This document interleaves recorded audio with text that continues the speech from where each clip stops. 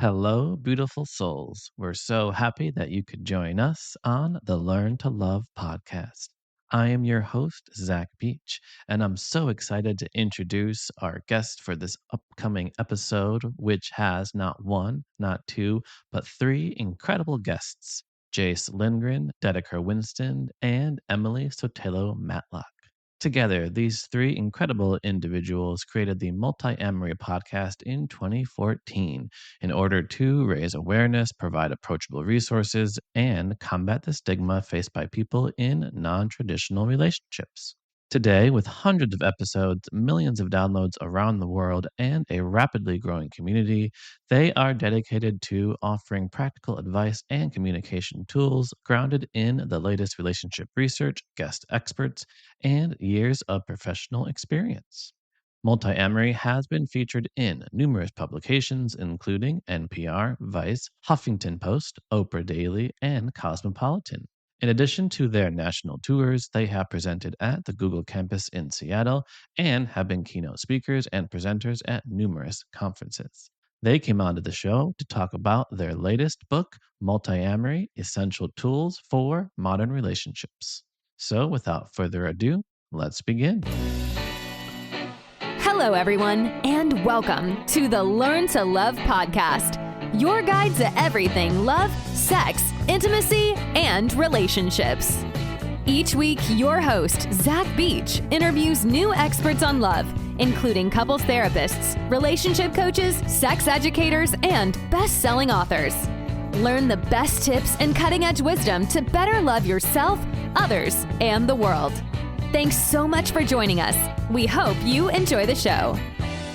Hello, beautiful souls. We are so blessed to have you join us on the Learn to Love podcast. And I'm here not just with one, not two, but three incredible guests: Jase Lindgren, Dedeker Winston, and Emily Sotelo. Hello, everybody. Thanks so much for coming on. Hi there. Hi, thank you for having us.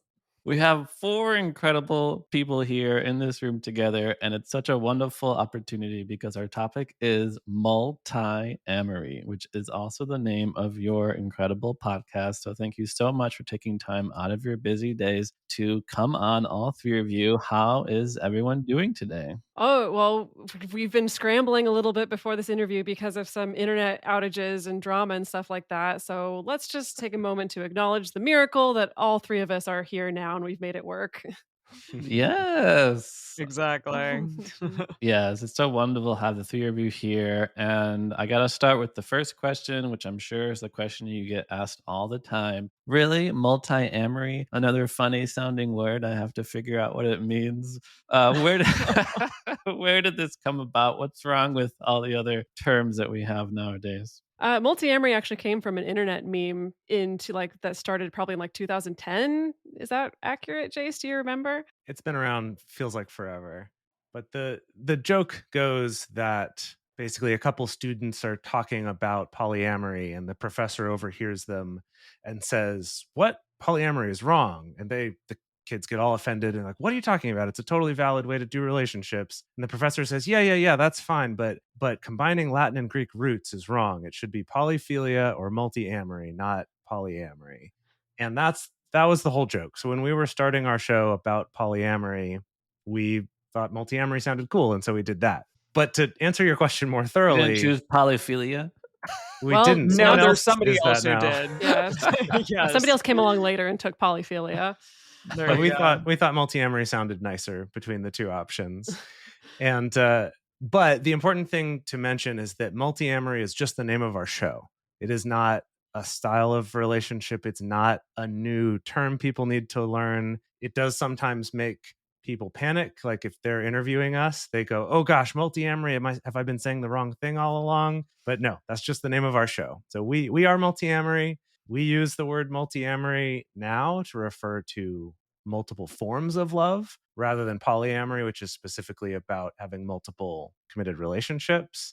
So for us, multiamory means we cover it all, from conscious monogamy to relationship anarchy or polyamory, swinging, everything in between, as long as it's conscious and intentional.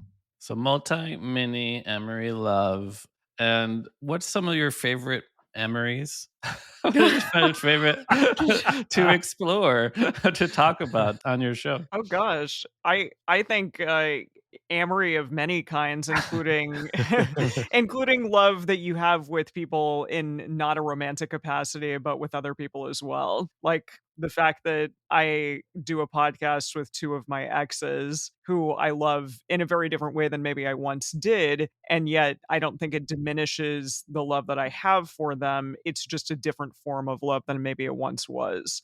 I think that's a great thing about sort of what non-monogamy can teach you is that relationships can transition over time. They can take many different forms, and that's totally okay. It doesn't necessarily mean that it's failed, which so many people, I think, believe when a relationship takes a different form than it once did. Like, a romantic relationship ends, but people can still stay committed to each other in raising a child together, for instance. Or you may have a lifelong friend that you choose to live with, and that therefore, becomes one of the great loves of your life. It may not be romantic, but it still is super important in your life. So I think that's one of the many things that we try to do on our show is show that any type of relationship that you're in, it can matter a lot. It doesn't just have to look one way. Sounds like you need an episode on like agua amory or like fluid love and all the way that Interesting. it changes. Interesting. Yeah. We'll have to get a linguist on to help us with brainstorming some more amories to discuss.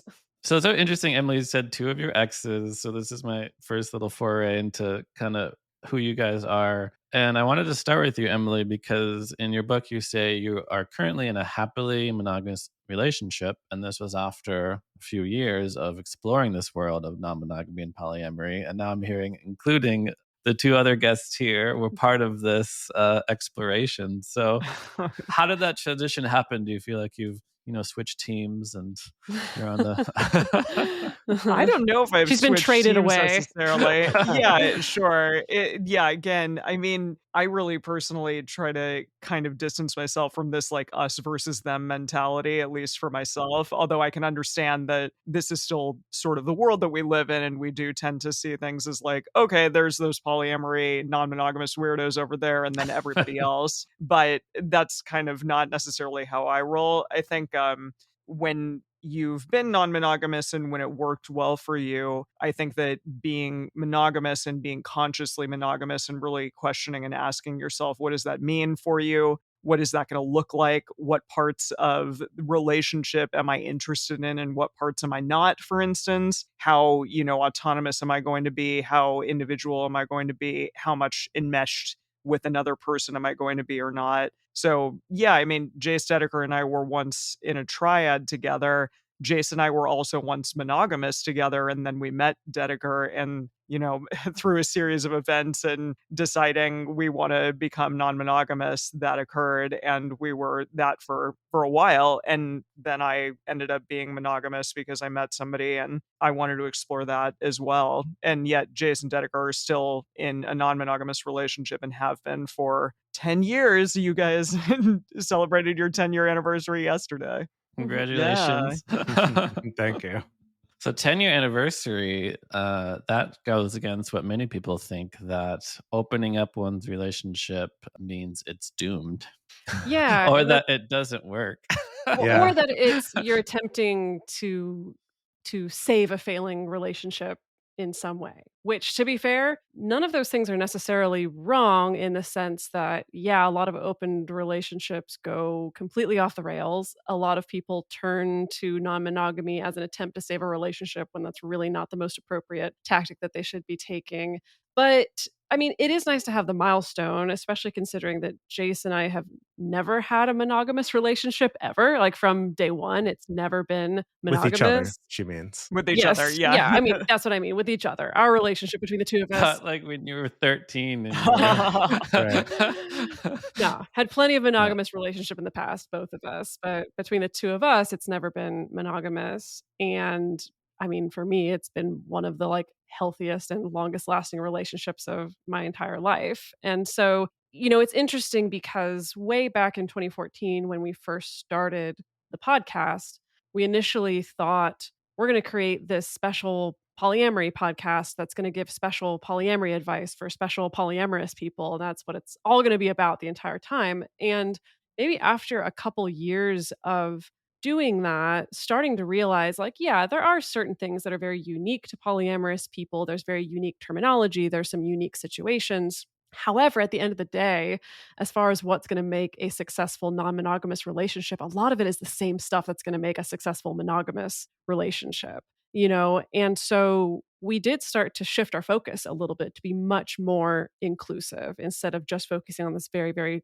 tiny sliver of a particular type of relationships. And yeah, you know, over the past 9 years of the show, we've all three of us learned so much, you know, not just from, you know, spending every single week talking about relationships and thinking about relationships and diving into relationship research and talking to experts, but also learning from our little community of listeners that has sprung up around the show, getting to see what their pain points are or what their successes are or like the topics that they're interested in covering or the things that they're facing in their lives. That's been this just an amazing education that like it's hard to even put words to it.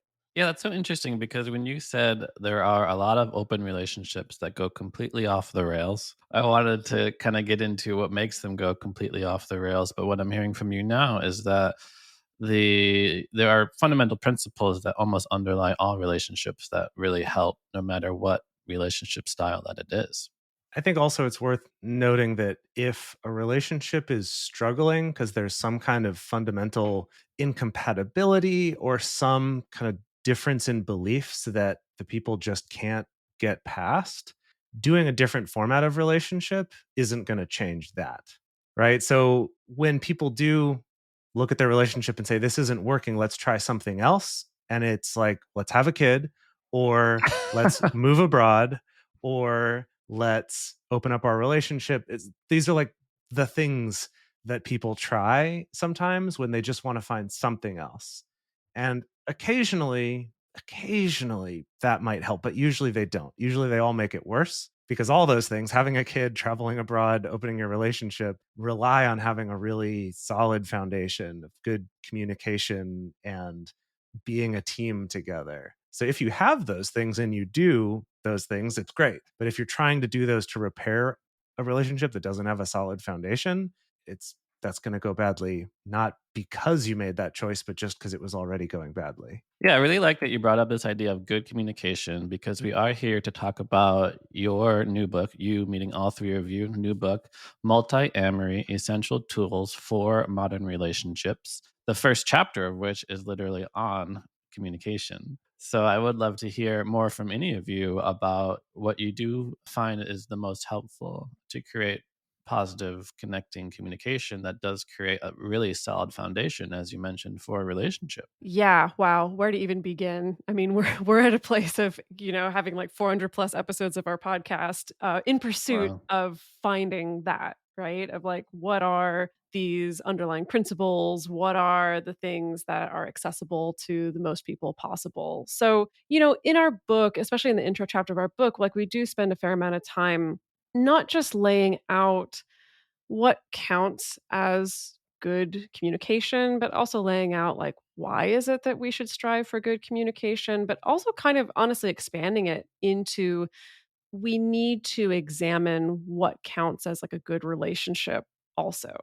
You know, like we're so used to that adage that says that, you know, relationships are all about communication or all about good communication, but we need to I think go a little bit deeper with the question of like okay, but how do we know that like good communication is happening in a relationship and how do we know that that's what the problem is in the relationship? Because I know something that I've seen with working with clients for so many years is you know, sometimes people are striving for like, what's just the one trick, right? Or can we just sit down for one session with a couples counselor? Or what's the one book that we need to read in order to completely like, you know, revamp and like fix our relationship? When there really does have to be, I think, this foundation underneath it where we can make adjustments to our communication in good faith and we can still respect each other and care for each other and love each other, right? I mean, it's the kind of thing where I think that if a relationship is in gridlock, me teaching you how to use I statements is not going to be the one thing that's going to undo that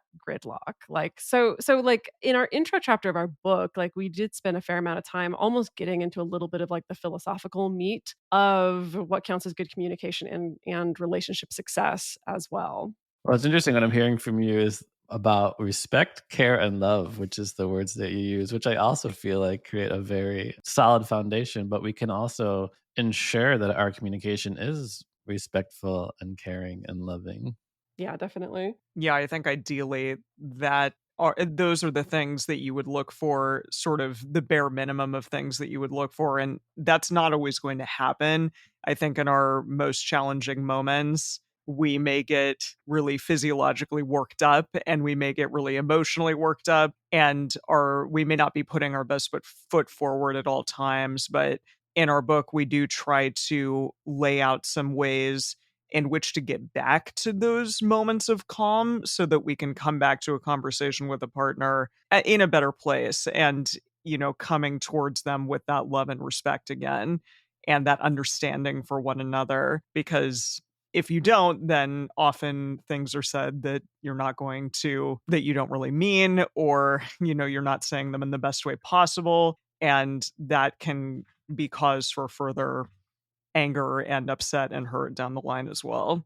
So I think something that we really talk about throughout the book is the use of meta communication, which is getting very specific about the way in which you communicate. And that really is, saying things like, this is actually what I mean when I'm saying this word to you or this thing to you. Or when I hear you say this thing to me, it's really challenging because of this thing that occurred to me in my past. And I want you to know that because it's important to me that you understand where I'm coming from. And where I'm coming from is going to be different than where you're coming from because our pasts are most likely going to be very different from one another. This is reminding me of a question that we often get in interviews, specifically about the book. People often ask us, well, who is this book for? Like, do you need to be a non monogamous person in order to get something out of this book? And we like to spend a lot of time reassuring people that that's not the case. Like, it's not a non monogamy 101 manual. You have to be comfortable with non monogamy existing in the universe as long as you're okay with its existence, Which which not some a people lot are of not. people are. Yes. Mhm. Yeah. Like, not everybody is, but as long as you're okay with that, then you Yeah. can read this book. But I think the other prerequisite for our book, and to be honest, I think for any communication tool, is I think you need to have a sense of self efficacy and a certain amount of, I think, intellectual flexibility. And what I mean by that is having that sense of empowerment that, like, okay, I know I may have received some particular patterns, some particular emotional patterns. I may have been taught some particular communication patterns. I realize they may be clashing with my partner's emotional patterns and communication patterns, but I know that we can shift that. I know it is possible to change that. I know it is possible for the two of us to collaborate and work together to find a particular communication pattern that works for us, instead of feeling like, well, I'm just stuck this way, you're just stuck that way, and we need to find a way to white knuckle it, or I need to find a way to tell you that you need to shape up, something like that, right? It's like, I don't think that we can change our communication and move it into a healthier and better direction unless there is that belief. And I think that belief has to be shared by everyone that's in the relationship, a sense that, like, okay, no, we can put our heads together and we can make an effort to change this. I like that term, intellectual flexibility. I feel like next time if you're in an argument, you want to say, you're so stubborn, or you can't see my point of view. You can just say, I'm wanting a bit more intellectual flexibility here. I'm sure it'll go over real well. Yeah, Yeah. I'm like, maybe get granular about what it is exactly that you mean by that. So Yeah. it's not, you're done Yeah. just throwing the word intellectual around in Yeah. a mean way. Yeah. It's so interesting because before you were in the podcast, you warned me that you have this little put finger on the cheek so that you know when somebody wants to talk next. And I was almost imagining you in conversation with each other, like listening, but finger on the cheek, like, oh, they want to say something as sort of a signal. Because Jase and Dedeker, you're in a relationship, you just had your 10 years. And are there some of your favorite tools that you find yourself using most often in your relationship? Are there just even like cute things that you find are really good for turning conflict into connection? Absolutely. I think one that's related to what you were just talking about is a tool that we talk about in our book called microscripts. And essentially, the really short version is a whole section of our book, but the short version is that a microscript is some short phrase, maybe even a single word, or even a particular gesture or action that you agree on together in a relationship that this is going to mean something else. And the idea is this. Think about one of the examples we give in the book is about doing chores. And so, say you live together with a partner and the trash needs to get taken out. No one really likes taking out the trash. And so, if your partner is washing the dishes and they say, "Hey, honey, could you take the trash out?" Most of us aren't like, "Oh, yeah, love to. So excited." It's like, ugh, okay, yeah, sure. And that can feel shitty for the person who is asking for help, especially if it's because they're doing something else. And so, one example is to say, okay, we've recognized there's this pattern that I ask you to take out the trash or do something around the house. You sigh and say, okay. And then I feel hurt because I was asking for help and now you seem like you don't want to give it to me. And the other person can explain, oh, yeah, it's not that. It's just, sure, I don't like taking out the trash. No one does, but I'm happy to do it for you and for our household. So let's come up with a microscript. So now, if you ask me to do that, instead, I'll respond with ready, like maybe put your hands on your hips like a superhero pose or something. Something, if it's a little silly, it helps actually. I thought you were going to say like, yeah, banana or something. Like It could be. almost like- banana. It could be. If it can be related to some kind of inside joke or inside reference in your relationship, even better. And the idea is that in that situation, the person can just say ready. And what it's communicating is no one wants to do this task, but I'm happy to do it for you. And I want you to know that I'm not upset with you for asking that of me. And I'm happy to contribute to our house, even though obviously I don't want to do this because no one does. And you were able to say all of that in one word and one little action. So for us, pointing to ourselves is another thing where we realized, hey, there's a pattern of when we're all on a podcast together that sometimes we'll talk over each other or we'll have a hard time interrupting each other accidentally because there's a little bit of lag on video calls online, for example. And so we came up with this easy little gesture that helps us keep track of that. And sometimes we'll, make silly versions of it, pointing really hard to ourselves if we're like, oh my God, I have something really good and stuff like that. But the whole point is that you notice a pattern and you say, hey, we're going to come up with a tiny little thing that's really easy to do to kind of short circuit and interrupt that pattern from going the usual way it goes, and instead to let us steer it in the direction we want it to go together. We've pre-agreed on that. So is ready one of yours, or is that just an example? That one was actually from my sister and her husband. Oh, cute. Like, yeah, because like these default patterns, we call them nothing fights. This like, yeah, so it's like, just like these little annoyances, these little annoyed interactions that pop up where you crab at each other and it's not productive, it's not helpful. It's literally you're just kind of whipping yourselves up into a frenzy and like poking at each other, right? And so the microscript was meant to be the antidote to those nothing fights, right? Of like, where can we identify these places where we have the same argument every single time or the same little annoyed interaction and it doesn't really get us anywhere? And like, how can we just like create a shortcut for ourselves? And again, ideally, the whole point behind microscripts is that it's harnessing the power of like what the researchers call idiosyncratic language, which is essentially in jokes. It's this idea that, with your partner or in your family of origin where you grew up, like everyone in their little microcultures develops these little dialects, the weird thing that you call the remote control that, is based on what your little brother called it when he was 3, right? And so we just kind of keep calling it that. And it's kind of the same thing, but used for a purpose of, not just making each other laugh, but kind of helping to smooth out these particular rough edges, these little areas where nothing fights are likely to crop up. I feel like my vocabulary is just increasing by the minute that I'm listening to. We need to harness the power of idiosyncratic language by using microscripts as an antidote to nothing fights. And having some Got it. intellectual There it is. flexibility to round it all. Oh, that's lovely. Before we go into more tools, I want to go a little bit back into kind of just this basic idea of non-monogamy and open relationships because, at one point Emily was like, if you're open to the idea of them existing, and a lot of people almost when they hear about it want to kind of stick their fingers in their ears and start singing a tune because they almost see it the existence as like a threat to like whatever relationship that they're in. And I remember watching your Google talk, which said that 6% of people are currently practicing some kind of non-monogamous relationship. And obviously 6% of the population is a fairly large number.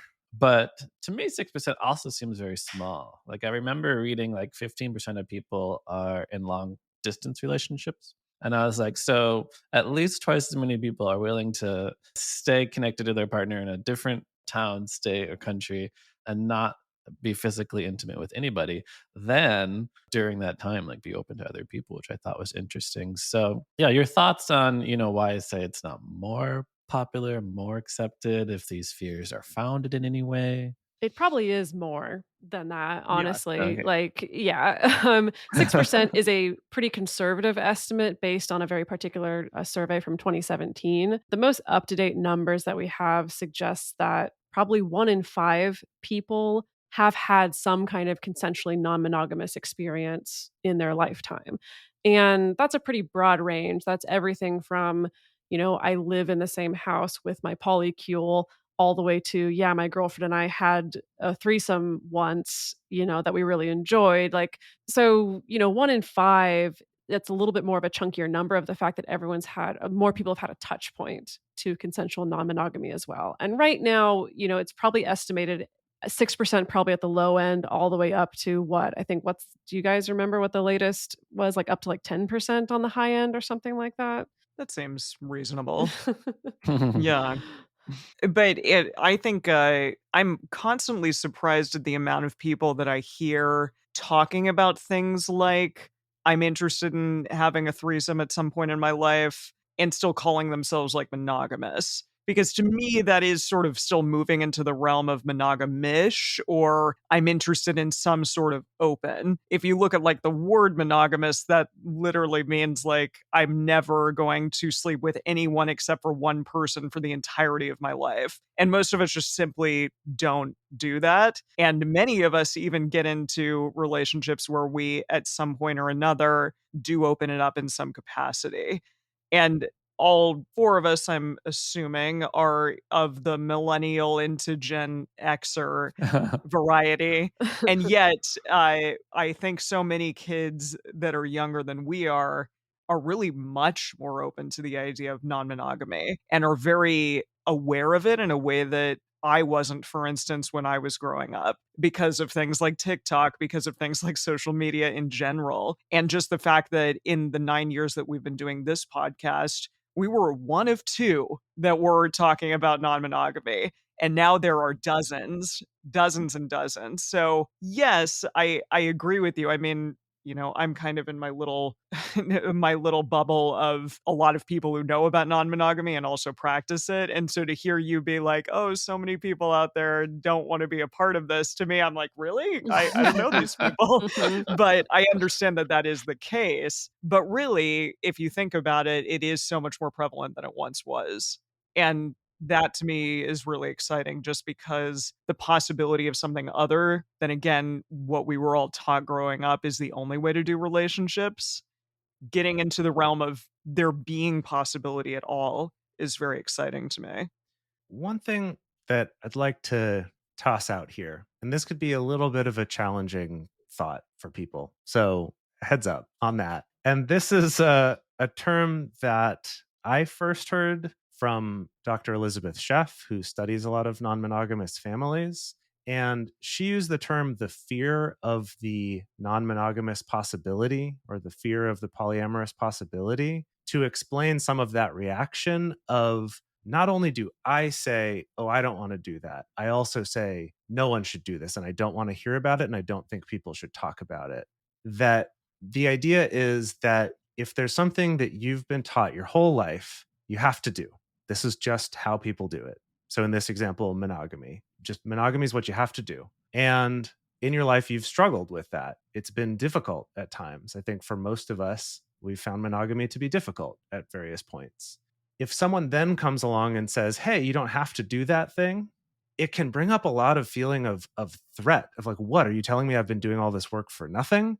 Or are you trying to tell me that I shouldn't be doing it this way if there is a different way? Because we're so used to this thought that there is no choice. This is just how you do it. And there's no other option besides whatever, besides being slutty or besides just cheating or something that labels you as bad by society's standards.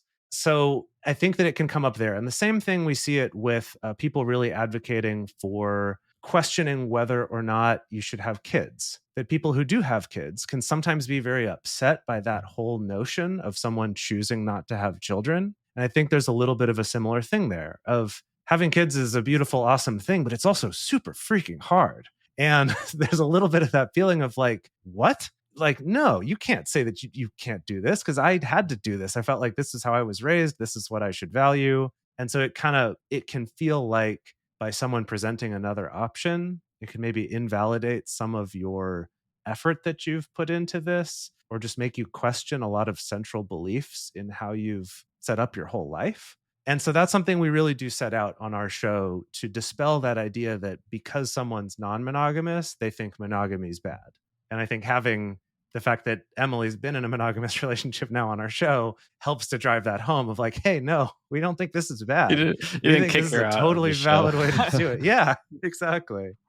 I did have that moment where I was like, wait a minute, can I be on this show anymore now that I'm monogamous? I don't know if that's a thing that I can do, but instead it sort of moved us in this direction of let's try to figure out how to be more inclusive and more understanding towards people in every type of relationship, not just this one small subsection of people. Yeah, it's kind of like, in the 80s and 90s, there was a huge movement to, accept gay and lesbian relationships.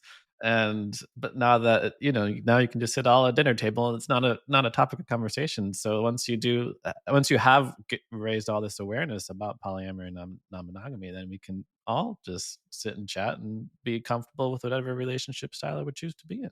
Oh, I'm ready Wouldn't for that the be dinner nice? table. I'm Yeah. ready for the dinner table. No, I mean that is really motivating to myself personally because when you think about the 80s, 90s, even before that, when queer people were seen as a threat, the idea that like my child elementary school teacher is gay, oh, that means he's a pedophile. That means he's going to try to seduce my children in some way, like this horrible stuff. And sometimes polyamorous people and non-monogamous people suffer from some similar stigmas. There is a little bit of this stigma bleed over into areas of life that are not relevant. And what I mean by this is like there was a study done back in 2016 that was specifically looking at stigma that people in consensually non-monogamous relationships face. And, so people who tended to look negatively at consensual non-monogamy were also more likely to think a consensually non-monogamous person probably doesn't take a multivitamin. They probably don't do their taxes on time. They probably don't walk their dogs regularly. Like they found that there was this kind of assumption that like people who are consensually non-monogamous are probably maybe a little bit amoral, maybe not responsible, maybe a little bit messy, maybe they just don't organize their lives very well and they're probably reprehensible. And that probably extends to other areas of their life. And so it's funny to talk about the whole, walking the dog or taking the multivitamin thing, but it's like if your tax professional is out about being consensually non-monogamous and you have this bias that assumes that a non-monogamous person is disorganized enough to not get their taxes in on time, it's like that's going to affect things, right? And currently there aren't any protections in place for relationship format or relationship status. That's something that other activists and lawyers and amazing people are doing work to change that, but it's still something that has very real world consequences. Like there exists precedents of people losing custody of their children or people losing their job or people being denied access to housing because they were out or outed as being consensually non-monogamous in some way. It is true that your book is for everyone. It's essential tools for all modern relationships. Emphasis also on providing nice tools that people can use. And one of those is the triforce, like the triforce of communication. Yes. Good announcer voice.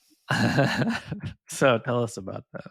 Yeah, the Triforce of Communication came about because we're all big Zelda nerds. So, for those of you out there who know what the Triforce is, yes, it is, that thing. That's what we named it after. But it's essentially a really easy way to meta communicate with a partner. So, for instance, I'll just talk about like it in action essentially. If you come home from a very long day at work and you're feeling kind of not great, you had maybe a bad day and you launch into a story about the day with your partner, and your partner comes back at you immediately with, well, you should have done this thing differently, or well, why don't you do that next time? That's so often kind of the case when we come home and there's more of like a heteronormative structure in place where maybe the woman's telling the guy about the day and the guy's like, well, I'm going to give you a bunch of unsolicited advice. And that can sometimes lead to a lot of conflict. So we created this thing called the Triforce of Communication, where you literally tell your partner, this is what I want out of the conversation, as opposed to, just having them maybe think this is the best thing for you. So I'm going to give you that. So you can tell them right now, what I want is just to relay to you about my day. I'm coming home. I'm not feeling great. Maybe you see that and you're wondering what's going on. I want to let you know that it's about my day and not about you. So you don't need to worry about that. I'm just going to do Triforce number 1, and it's just telling you about what happened.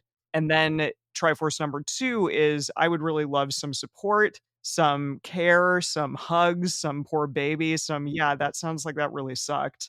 I'm really sorry that you had to go through that. That's Triforce number 2. And then Triforce number 3 is going into, let's collaborate. Let's talk about this. Maybe I'd love to hear how you would, deal with this situation, and maybe what I could do differently next time. So only then in a Triforce number 3 situation are you going to actually give this advice when it is warranted, when it is something that you want out of the conversation, not just throwing it your way because, oh, well, that's what we do. I'm just going to give you advice. So, again, just a really easy way to communicate openly and honestly and understand what it is that you need from your partner and what it is that they're going to give you. One of the things that I think is really powerful about the Triforce is that as you start to pay attention to it, you see that pretty much all communication falls into one of those three categories of either I just want to convey information, or I want some kind of support or celebration or sympathy, or it's that I want problem solving and advice. And if you use it for a little bit, you'll start to recognize it much more quickly, which one someone's going for. But also, if you're not sure, you know that it's a question worth asking. Because I think for a lot of us, it just doesn't even occur to us. We hear something and we just respond with whichever type of response we think we would want in that situation. But that could really vary from moment to moment. So what I like about the Triforce is, unlike microscripts, where it's best if you both agree on something together, with the Triforce, I might know it and you don't. You're talking to me about something, and I can ask you without saying the word Triforce, oh gosh, wow, what are you looking for right now? Do you just want support, or do you want to talk about problem solving or advice? And then you can say, oh, I don't know, I guess I just want support. It kind of gets someone to think, oh yeah, what do I want? Oh, this is the thing. And then you can have a much more productive conversation after that. I find this is even helpful like in the workplace or many other situations besides just romantic relationships. It's been super helpful as a framework for me to also understand that, like, if I'm talking to a partner about something, like if I am talking about my day or a problem that I'm facing and I'm noticing myself getting annoyed with their response, I can pause and be like, you know what? I didn't clarify what I was looking for when I reached out to my partner. I should clarify that right now, So whether I can be like, okay, hold on, actually hold the brakes, because I feel like what's going on is I'm getting too much T3, I'm getting too much problem solving from you, and I actually kind of just want some sympathy, and or vice versa. Actually, to be totally honest, I tend to get more annoyed with the opposite, that like if a partner is just offering like empathy and listening and I'm like, no, no, no, I need your brain. I need to bounce ideas off of you. I need your brainstorming, right? And so for me, it's a good cue to be like, okay, actually I need to pause and meta communicate a little bit better here about what it is that I'm going for. So basically, if you're sharing either before you share or somebody else is sharing, you might pause and you might ask them, okay, which of the triforces are we at right now? Are we at sharing? Are we at celebrating? Or are we at decision making? that sort of thing. Yeah, there was a really beautiful article in the New York Times a few months ago where the context was they were talking about social emotional learning and teachers finding ways to welcome students back into the classroom after the pandemic lockdowns. And they just gave this brief little mention that this teacher said that they were starting to use this rubric with kids of asking them, okay, do you want to be heard? Do you want to be helped? Or do you want to be hugged? And that's literally the triforce, right? It is that like, do you want my ears or do you want me to hug you or do you want my help directly? Right. And Helped, heard, or hugged. That's great. yes, yeah. Yeah. Yeah. So, yeah, we only have time to talk about a few more tools, and let's talk about radar. What's that mean? Oh, wow. Yes. Okay, radar. So, radar is hands down probably one of our most popular tools. It's, one of our most downloaded episodes of the podcast. And radar has a long history in that way back in 2016, this article came out on Medium. It was written by a woman who was a software developer, and she was in a relationship with a man who was also a software developer. And she was sharing about how she and her partner decided to apply the Agile Scrum framework to their relationships. Ah, yes, the Now, Agile Scrum framework. yes. Well, I have to say, Are you familiar? anyone out there who is in software or in tech hears that and is probably groaning and rolling their eyes right now because the Agile Scrum framework is basically, I mean, this is an oversimplification, but it's basically almost like a project management framework that's used quite frequently within the software and within the development world. And it's basically a way of managing a project that's not just, okay, we build the thing and then it's done, but that may have many different teams working on it at once. And also, it may not be just that the project is done when it's done. We may need to do updates. We may need to do more development. We may need to do tech support for it. So, this idea that it was a framework for being able to support an ongoing project, much like a relationship. um, so it was interesting, like reading this article. But of course, the first thought we had was, is there a way, like, does this still work if you're doing it with multiple partners, for instance? Does this still work if you're someone who's not necessarily interested in getting married, right? That was kind of the conclusion of her article was like, we use this and then that's how we figured out we want to get married. Like basically, like how is this going to work for like is there a way to make this framework more flexible for the very wide variety of relationship diversity that is out there? And so what we did was we spent an entire year just testing it in our own relationships, so kind of testing and tweaking, doing this particular check-in process. And then we sort of reformatted it, changed it, and eventually came up with what is now known today as radar. And so it's essentially our own custom made like relationship check-in formula. So what radar And it's an stands acronym. Yeah, what radar Yes. stands for is review, agree the agenda, discuss action points, and reconnect. And so the idea is that you and your partner, or you with multiple partners, at a regular basis, we recommend once a month, you sit down to have what is sort of like a check in conversation or a state of the union where you're going to go through these 5 steps.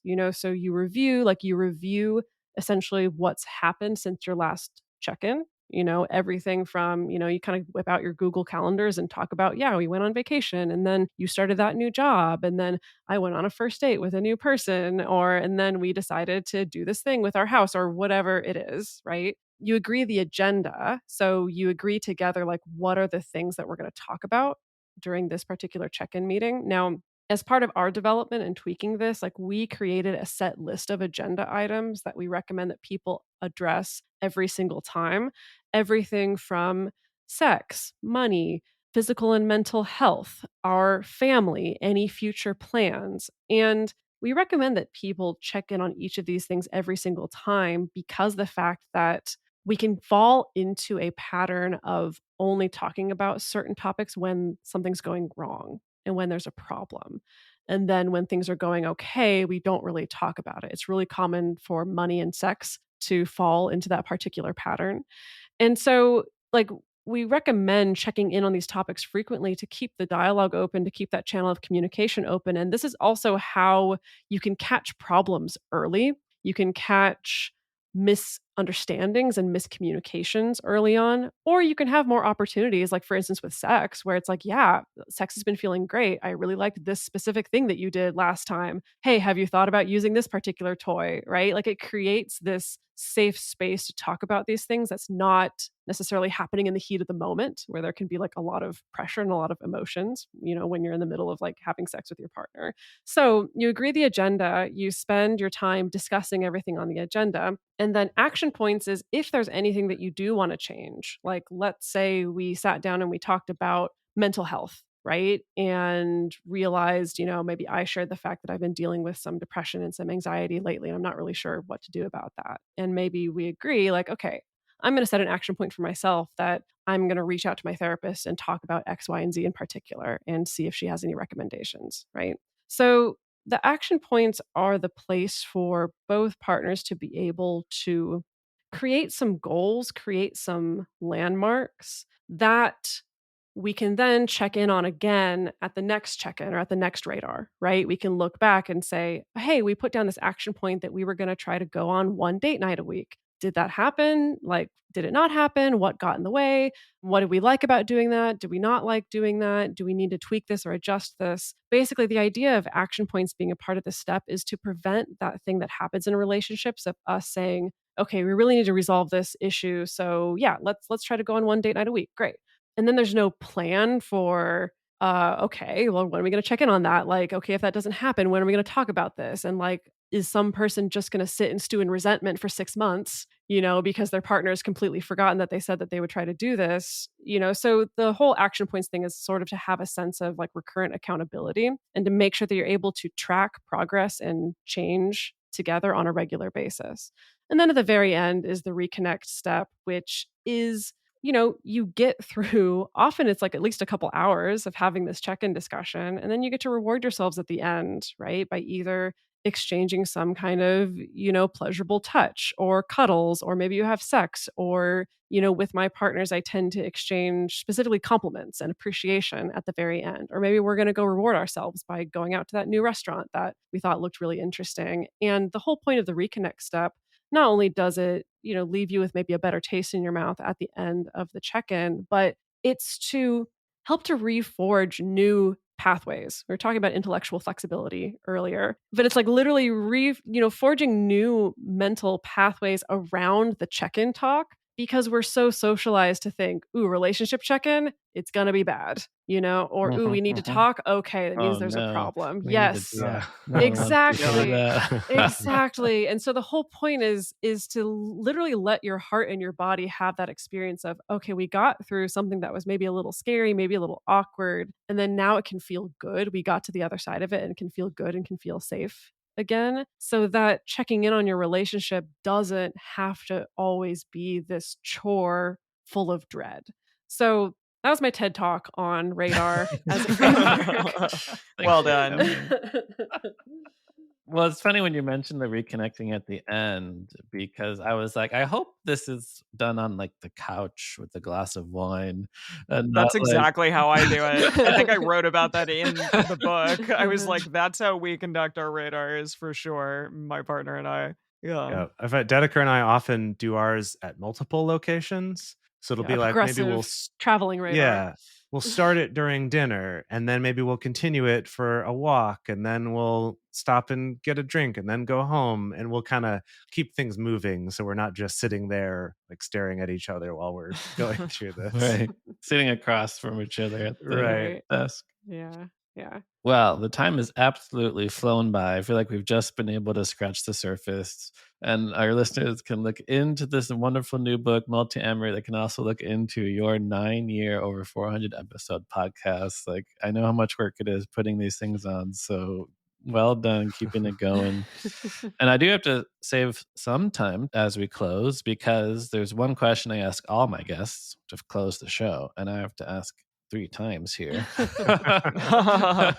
So we'll go one at a time. I'm going to choose Emily first. Emily, what do you wish everyone knew about love? Ooh. I wish everyone would do this first in love, that you would assume good intent of your partner first when you are in conflict with them, instead of blaming them right away or getting defensive. Instead, just try to, remain as calm as possible and assume that they want the best out of the conversation for you and for them, and that it's coming from a good place, as opposed to right away getting upset and angry and defensive. And hopefully that can at least, make the conversation into something that's a little bit kinder and gentler and more understanding, as opposed to just angry and resentful. So that's one of the things that I've learned, I think, over the 9 years of doing this show and the 9 years of being in my relationship as well, is that I want to start from that place. So yeah, love is assuming good intent. Beautiful. Solid advice. I'll go to you, Jace. What do you wish everyone knew about love? Gosh, it's how I want to take it to maybe a surprising place, and that is that in order to end a relationship or break up with someone, they don't have to be a bad person, and you don't have to not love them. I think that I just say that because it's something I think a lot of people don't internalize, and took me a long time to understand that idea that this relationship might not be the right one, even if I do still love this person, and even if I do think they're a good person. That often we kind of feel like, well, we can't break up unless one of those things is true. I either don't love them or I've decided they're a bad person, which often coincides with the first one. But just to realize that that might be the reality, and I see that as something very empowering. So that then when we are in relationships with people that we love, it's because we not only love them, but we also love the relationship. So you can end on a high note. I love it. In order to end a relationship doesn't mean we have to vilify the person that we are transitioning out of. All right, Dedeker, you have the last word. What do you wish everyone knew about love? Something that I've been thinking about recently is that quote by Ursula K. Le Guin, and I think it's a little overplayed, so I feel a little bit basic even just saying it. But it's that quote about how love has to be made and remade every day, like bread, like it has to be made new every single day. And are you familiar with this? Does bread have to be made new Yeah, every I day? just put my head in a funny direction because I was like, bread? I have I bread in think the if we're thinking freezer. 100 years ago, 100 years Right. ago, where I You don't have remake. the ability to make bread full of preservatives, that the bread goes stale pretty fast. And so we got to make it's our daily bread. That's not what I'm here to talk about, though. What I'm here to talk about is I think about that a lot. I think about how even in a long-term relationship, we need to make a daily effort to turn towards the other person and daily effort to choose to be vulnerable rather than not.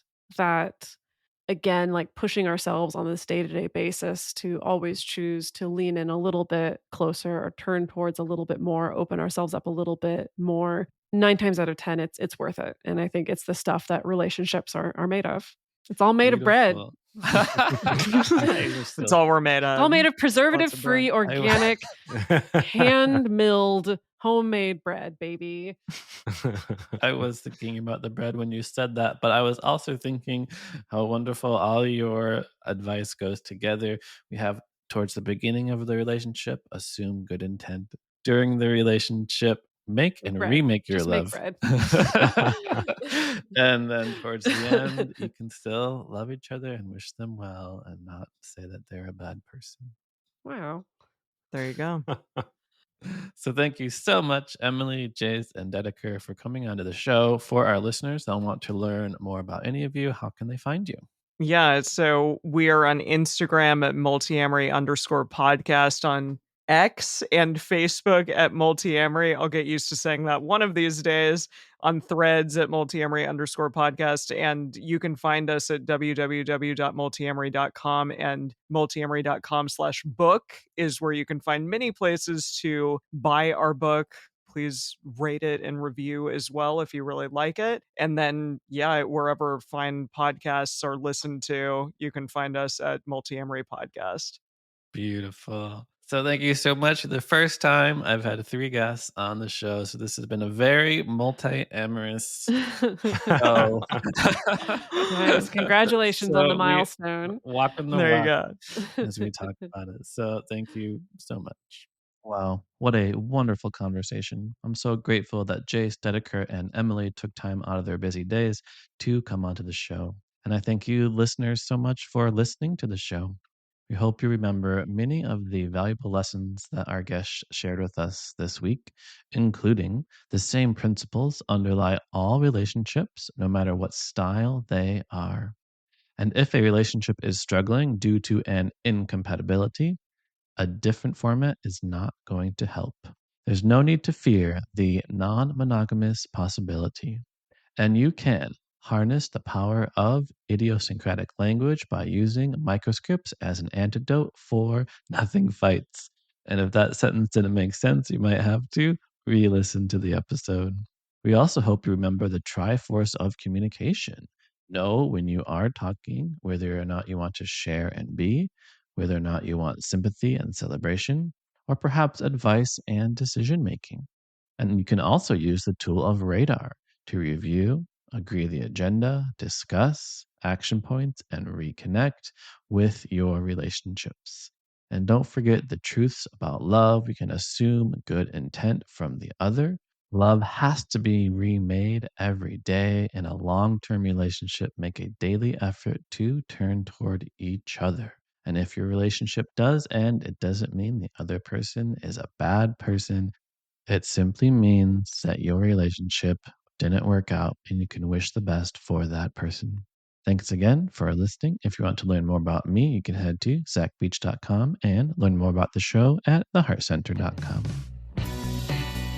Thanks again for listening to the Learn to Love podcast. To learn more about the show and your host, head over to zachbeach.com or theheartcenter.com. You can also follow Zach on Facebook, Twitter, and Instagram.